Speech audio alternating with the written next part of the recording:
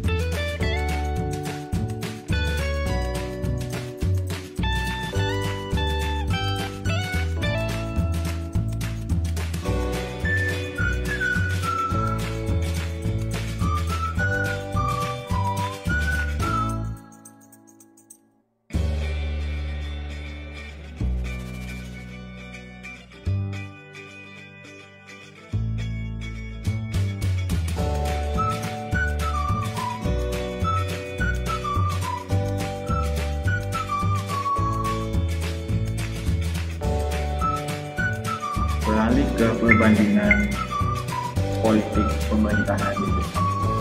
Pertama, sistem pemerintahan di Jepang.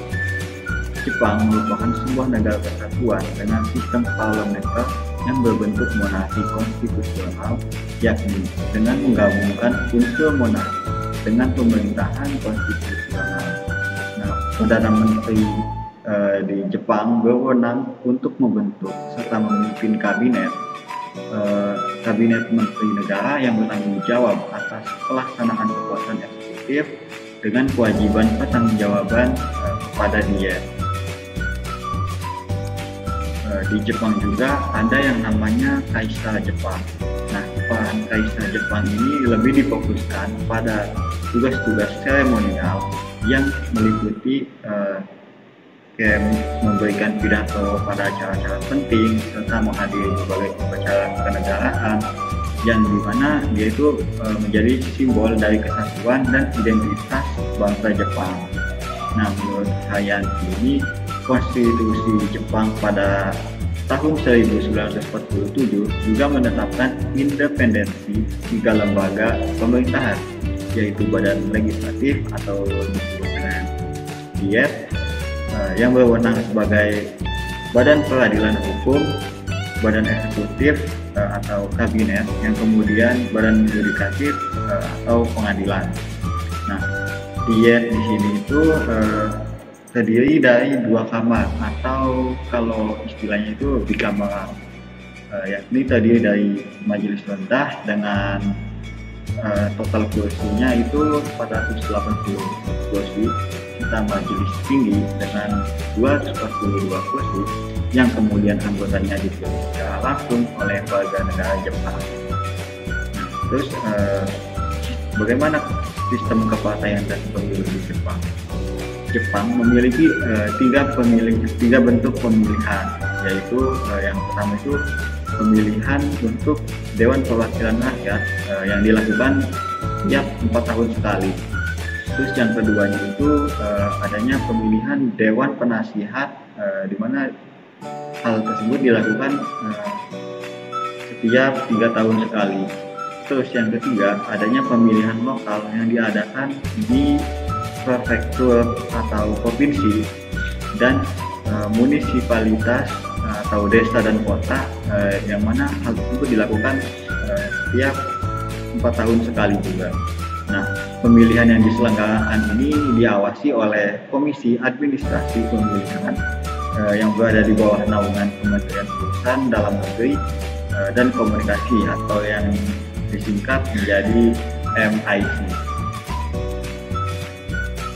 Di Jepang juga terdapat syarat-syarat bagi yang ingin mencalonkan diri.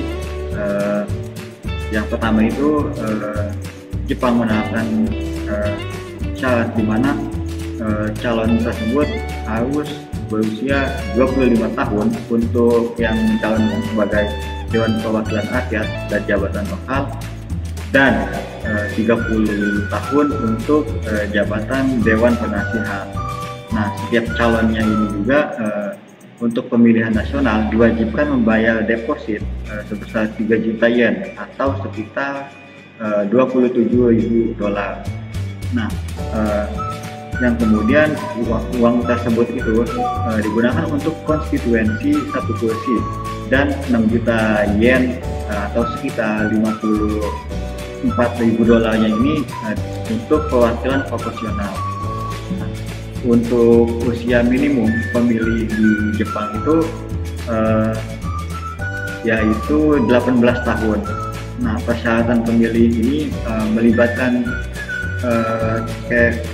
masyarakat Jepang tuh harus tinggal di lokasi tersebut selama 3 bulan sebelum diizinkan memberikan suara. Jadi ketika dia udah berusia 18 tahun, jadi nggak langsung bisa milih gitu, harus nunggu tinggal selama 3 bulan setelahnya baru bisa milih. Nah, tata cara memilihnya itu dengan cara menuliskan nama kandidat atau partai pada kertas suara kosong, yang mana hal tersebut itu diterapkan pada tahun 2002 pada pemilihan secara elektronik. Nah, terus di Jepang juga terdapat istilah menang mudah jika juga kursi sama dengan jumlah kandidat, maka otomatis secara rata didapatkan. Berikut merupakan partai-partai yang ada di Jepang. Yang pertama itu ada Partai Demokrat Jepang atau Minsuto. Partai ini tuh didirikan pada tahun 1996 dengan membawakan paham ultranasionalisme, demokrasi sosial, dan anti-militerisme. Nah, yang kedua juga ada Partai Liberal Demokrat atau JIMO. Partai itu berdiri pada tahun 22 Oktober 1955 dengan membawa ideologi liberalisme dan konservatisme. Terus yang ketiga adanya Partai Demokrat Sosial atau Saminto. Partai itu didirikan pada tahun 1995 dengan membawakan ideologi demokrasi dan kapitalisme. Terus partai yang keempat ada Partai Demokrat Konstitusional Jepang atau Riken Minsuto. Partai ini tuh didirikan pada tahun 1996 dengan membawakan ideologi demokrasi dan konstitusionalisme. Nah, yang terakhir ada Partai Komunis Jepang atau Nihon Kyosanto. Partai ini berdiri pada tahun 1922 dengan membawakan ideologi Marxisme dan Leninisme.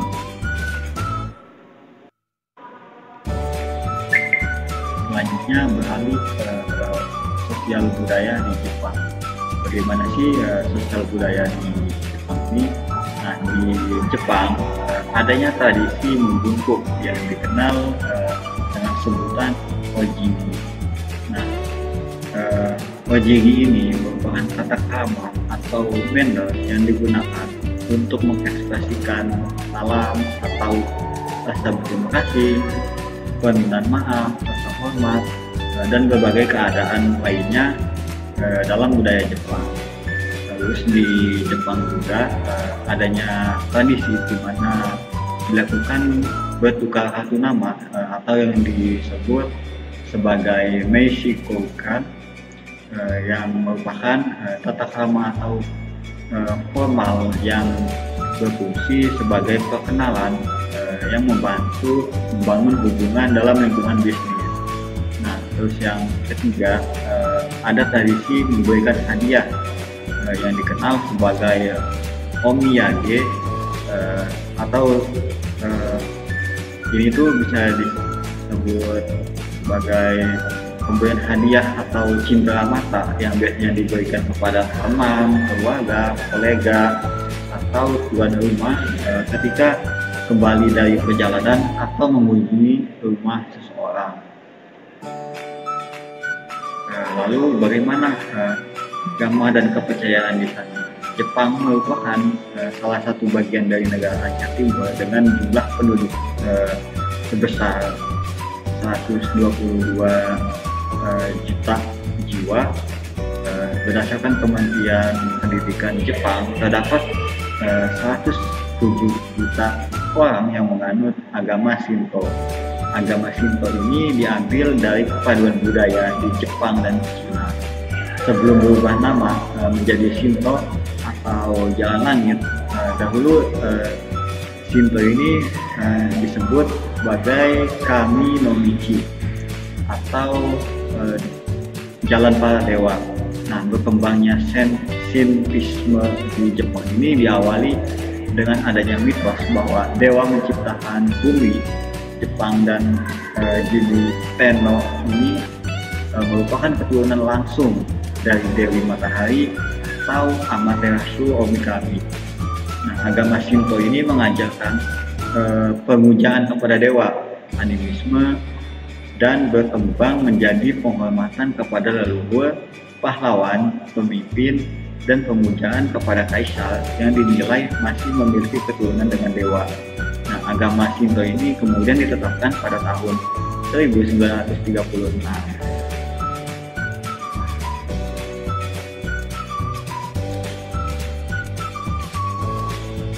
Nah, dari keadaan ekonomi ya, Jepang ini memiliki model developmental state, di mana model ini tuh diperkenalkan oleh Chalmers Johnson dengan menyoroti peran besar pemerintah Jepang dalam pertumbuhan ekonomi. Kemudian terdapat pergeseran model developmental state ini pada era 1990-an, di mana terjadi pergeseran peran pemerintah karena adanya penetrasi kelompok kepentingan bisnis dan sosial ekonomi. Nah, pengambilan kebijakan di Jepang ini memiliki ciri khas. Yang pertama itu adanya politik behind the closed door. Terus yang kedua itu terdapat banyaknya aktor yang terlibat serta jaringan interaksi yang terpola. Nah, mungkin cukup sekian dari saya. Kurang lebihnya mohon maaf. Saya akhiri. Wassalamualaikum warahmatullahi wabarakatuh.